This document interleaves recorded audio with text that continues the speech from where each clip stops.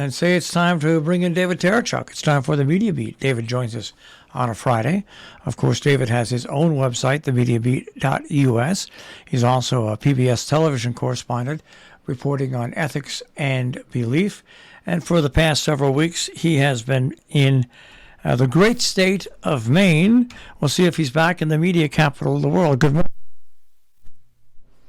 Well, hello. I'm glad to be reporting again from Maine. Yes, getting close to the end of my assignment away from the media capital of the world, New York City. We're on my way back there eventually, I promise you. and I'm glad to be comparing notes yet again this week with the incisive Marshall Meyer. You know, we'll get to the one factor that always seems to pop up, and that is Donald Trump. But before we get there, I'm interested in your coverage. Joe Biden has taken a lot of heat it ended about a month ago, and are you still there, David? David, are you still there? Nope. I thought that he dropped out, so we'll just do this again. What more can you do? Give him a call back.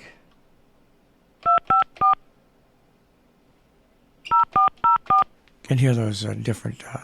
You just know when you lost somebody.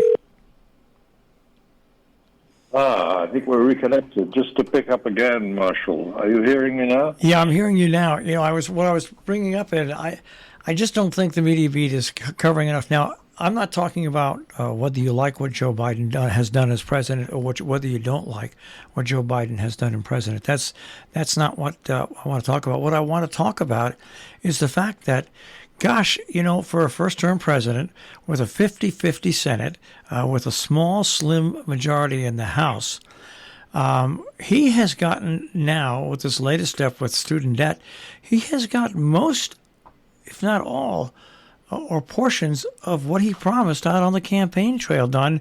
And I can tell you what, I can't remember back to a first-term president that has gotten as much accomplished.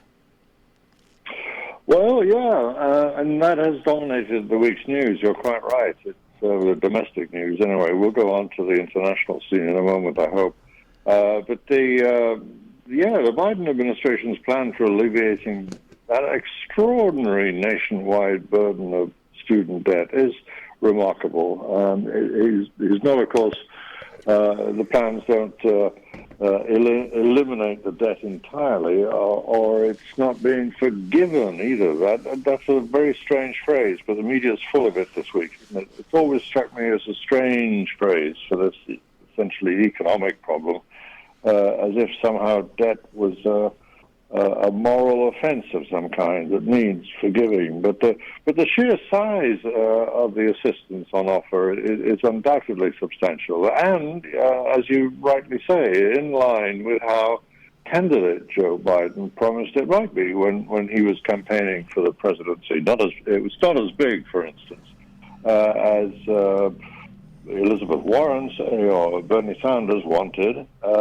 Senator Warren, for instance, was then and now has wanted all along a much bigger relief package, and she's been busily pressing the president along those lines right up until the announcement notice, the announcement of the actual plan came. But yesterday, after it came, she was careful to tell all the journalists who wanted to know that she's in a celebratory mood about what has been decided by the White House. And as you say, against the background of, midway through, just as the midterms arrive in a president's first term, usually, or very often in history, as you pointed out, a time when the president is usually in the doldrums.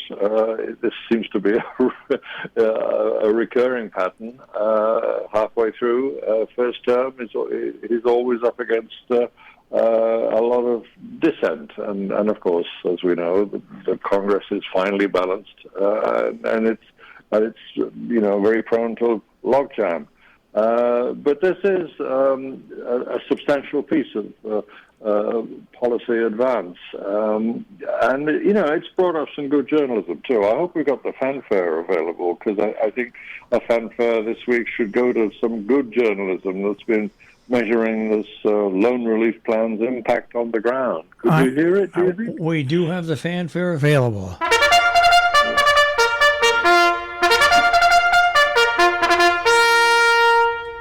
That's good to hear. The fanfare goes to the leading newspaper of this state that I'm reporting from, Maine.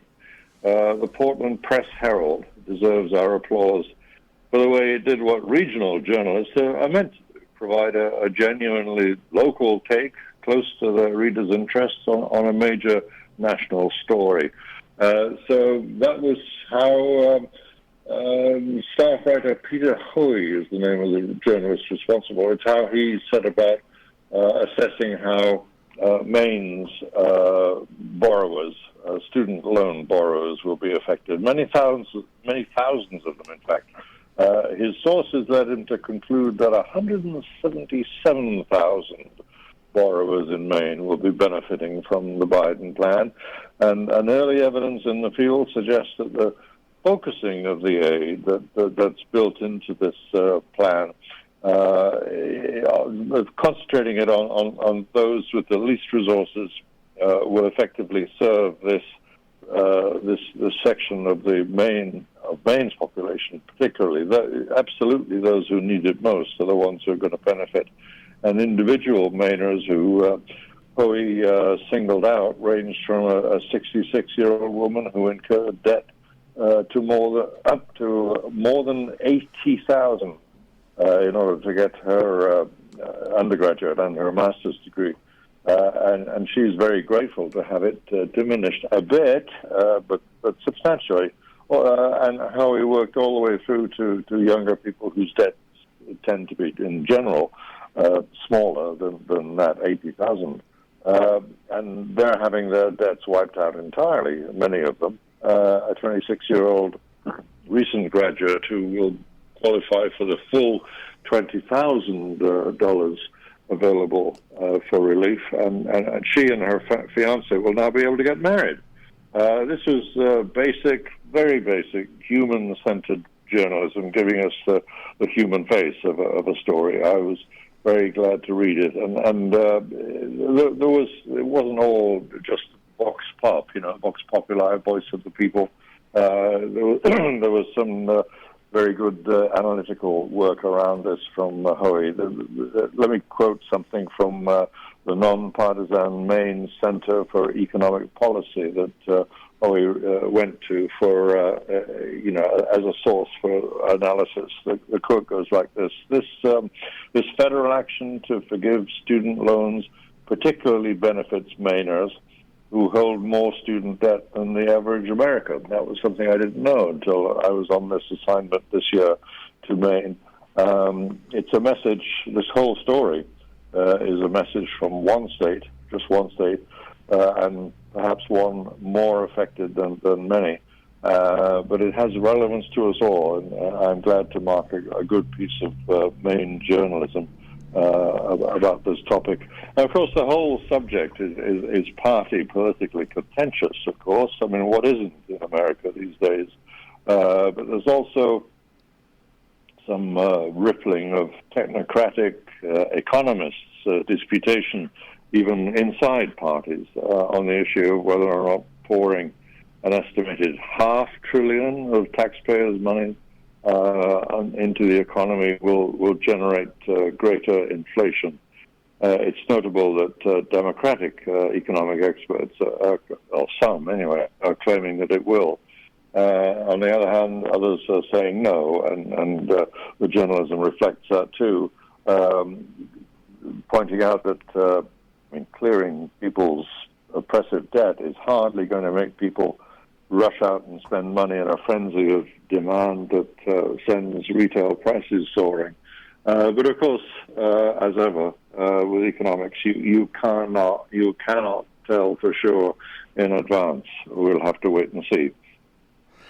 All right, we can move on from that, and we'll just slightly before we go international, bring up today's the day at noontime is when the judge has ordered the government to release the redacted documents from Mar-a-Lago. Sure. It's good news for news, for the news organizations, in particular CNN, Washington Post, Scripps. They're the ones who've been pressing, excuse me, for a full revelation of the Department of Justice's and the FBI's reasoning behind the Mar-a-Lago search warrant that was executed just recently. In relation to those confidential government papers that ex-President Trump took away from the White House. Well, the same federal judge who approved the warrant has decided, I guess in favor of the media, that it can be revealed, but not all of it. A redacted version of the so-called affidavit that lay behind the warrant application was prepared as they were ordered to do it. The DOJ and the FBI worked together to prepare it and presented it to the federal judge, Judge Magistrate Bruce Reinhardt, even though they did so a little unwillingly, since the law enforcement people still don't want it published at all, really. But Judge Reinhardt seemed to give some indication over the course of this last week of the way that he would finally decide when he wrote that redactions, when they're made, might amount to so many of those, bold black lines through the text that it would make the whole thing indecipherable. But anyway, whatever he may have feared about that, he decided that the redacted version can go public, and as you say, 4 hours from now, it will be made public far at a time, and then journalists will see just how decipherable or indecipherable it is. I think guidance as to what the law enforcement people were actually thinking and what they based their conviction that a search warrant was necessary, what they were basing that conviction on, might be something that can be gleaned by practiced legal observers and court reporters who've been into this kind of territory before, but never quite, specifically on such a scale like this, of a former president playing fast and loose with top secret papers.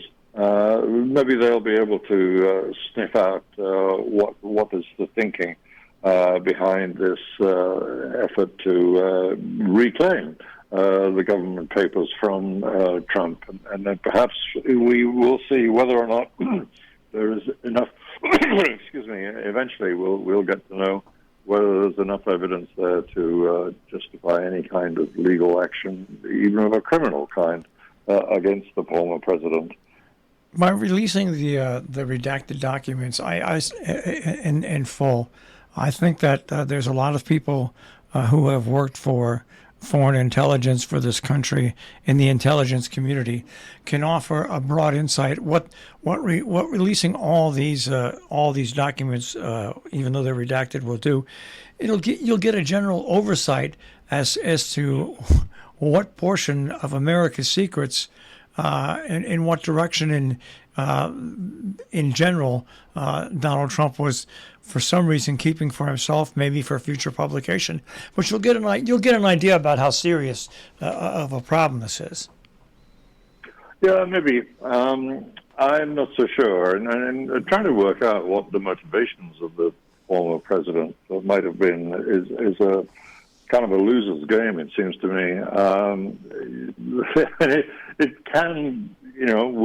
We in a way we know this man, and I think some of the wisest and best informed journalists about Trump. I'm thinking particularly of Maggie Haberman from the New York Times.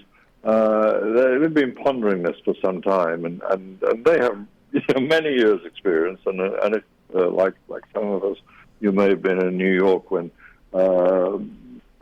Trump was a real estate mogul hogging as much publicity he could get and cultivating journalists all the time, back through, from the 1980s through to the 2010s. You'll know that there's something about Trump that could boil down to something as simple as he wanted these trophies. He's a man about trophies, and he wanted to hold on to things that for him had a glint of the gold about them. And it may be something as simple and as childish, I suppose, that might lie behind it. Or, as you're suggesting, there may have been something really genuinely motivational about it. There was some purpose to it. But I wouldn't be surprised to find out that it had no great strategic thinking behind it. Much of what Trump does often has no strategic thinking behind it. But we'll see. It was interesting to note, and one of the less edifying moments of media interaction this week, to see the former president's son-in-law, Jared Kushner, who's got a memoir to promote, to see him promoting that memoir on Fox and Friends. And of course, as we know, Fox News is proven to be something of a disappointment to the former president. But generally speaking, it's always been a very friendly environment for Trump and Trump senior supporters, including his family, to appear on. And in general, it was a very affable kind of combination, except that even Steve Doocy, who's, I guess, the ringleader of Trump's support in the Fox and Friends team, had the extraordinary nerve, in the circumstances, I suppose, to ask Kushner a serious question. It was just, why would your father-in-law want all those top-secret documents in Mar-a-Lago? And Jared Kushner had no real answer. All he had to say was that he had no idea. He had no information about what was in those documents or why the president wanted to keep them. It may be. I'm going to stop speculating now. It's almost pointless to try and figure out what goes on in the Trump mind. Well, I'll say now what I said when he was elected. You elected a man who basically, for his whole life, has been his own boss, answering to no one but himself. And as president, he continued on acting like he did beforehand, and leaving the office, he took what he thought was rightfully his, whether it was or not, because he's never had any boundaries placed on him as a leader of a business. And the old thing, a rose is a rose is a rose.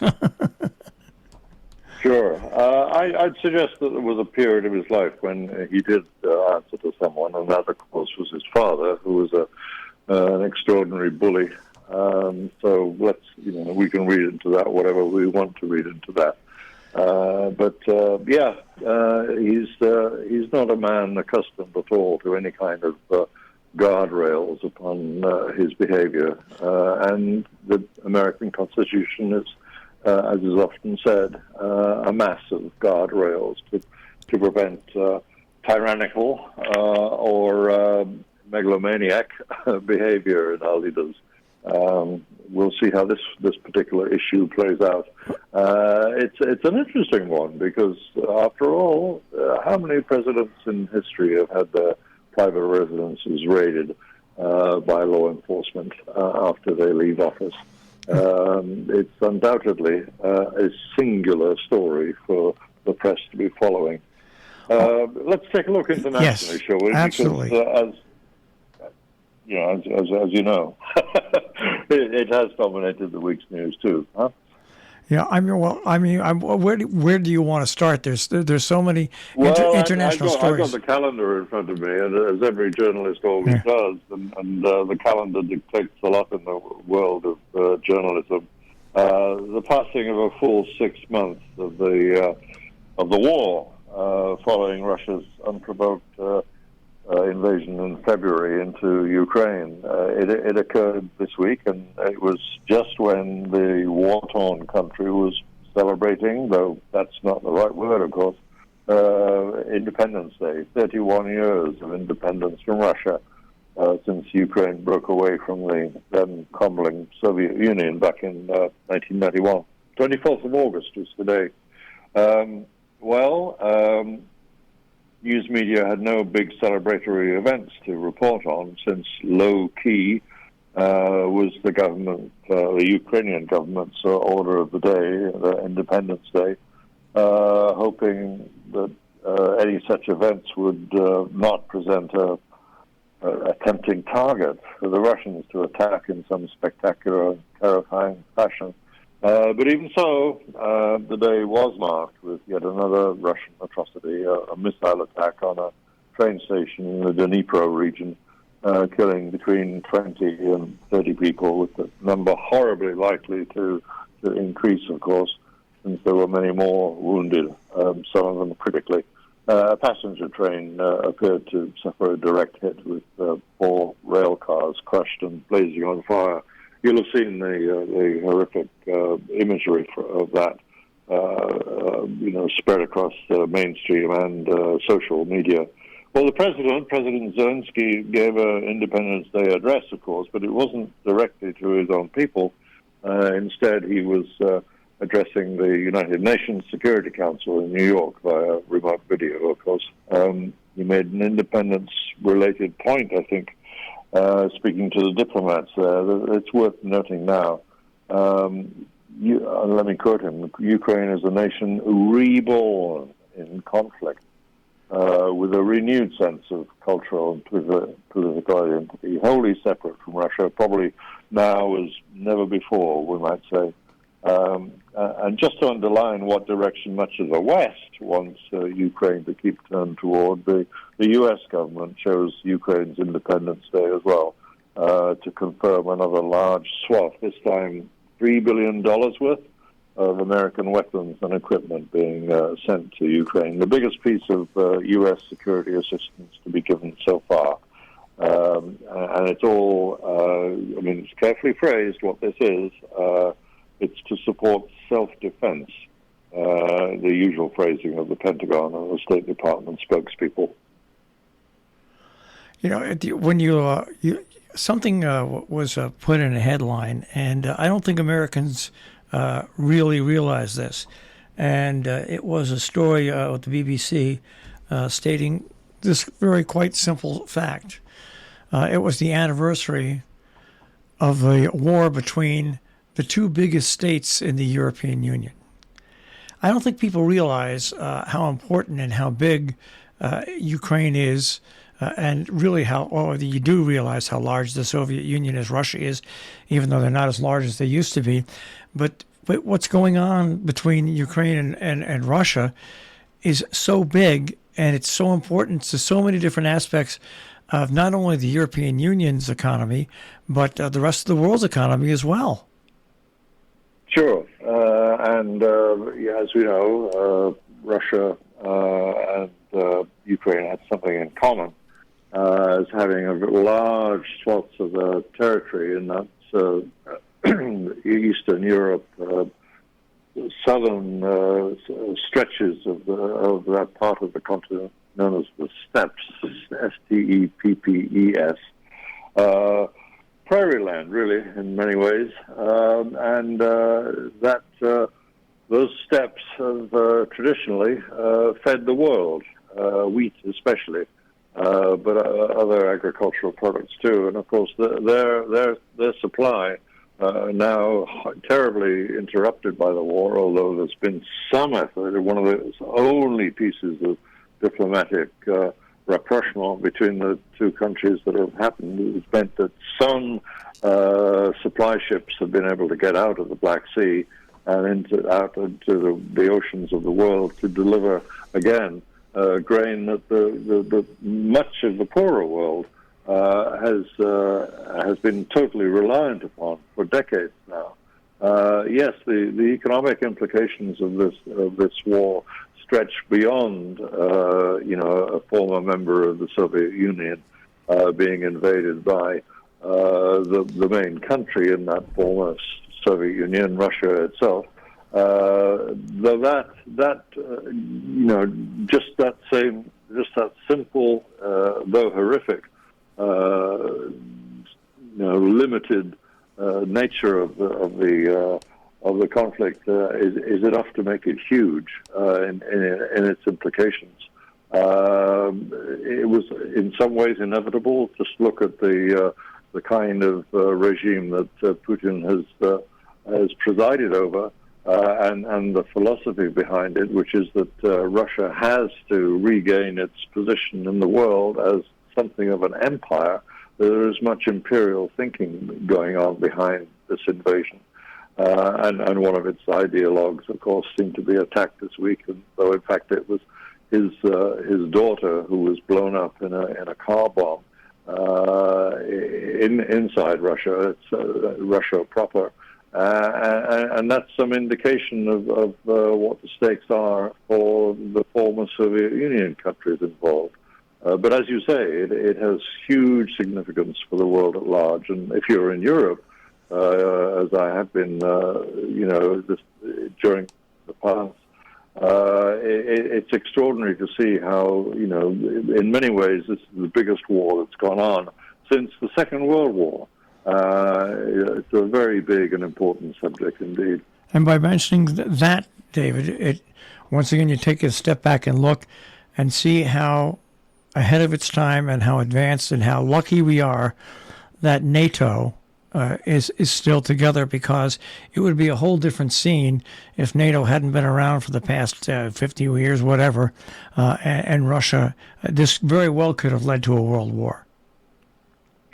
And it's interesting to reflect that, NATO remained intact after its main reason for existence. Its essential raison d'etre was to oppose the Soviet Union, but it stayed intact after the Soviet Union collapsed. And indeed, it's interesting to see that given the kind of Russia that developed in the post-Soviet years, under, first of all, the craziness, economic craziness, especially of the Yeltsin years, followed by the entrenchment of Putin as president, with this imperial vision that seems to underlie it all. Given all of that, what happened to NATO during that time is that it expanded. And in some ways, it's easy to see that was necessary. Hindsight is bearing this out now, that we have a development in which NATO may have played its role as something of